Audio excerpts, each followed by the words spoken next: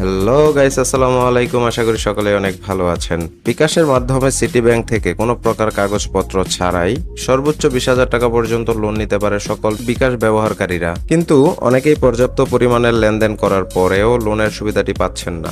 যারা বিকাশ থেকে লোন নিতে চাচ্ছেন কিন্তু লোন নিতে পারছেন না, তাদের জন্য আজকের ভিডিওটি দেখার পর আপনিও লোন নিতে পারবেন। তাই ভিডিওটি না টেনে সম্পূর্ণ দেখুন। আর ভিডিওটি ভালো লেগে থাকলে অবশ্যই আমাদের চ্যানেলটি সাবস্ক্রাইব করে দিবেন। চলুন শুরু করা যাক। প্রথমে আপনি আপনার ডিভাইস থেকে আপনার বিকাশ অ্যাপটি ওপেন করে নেবেন। বিকাশ অ্যাপ ওপেন হওয়ার পর ডান পাশের কর্নারে বিকাশের যে লোগো আছে, লোগোর উপরে ক্লিক করতে হবে।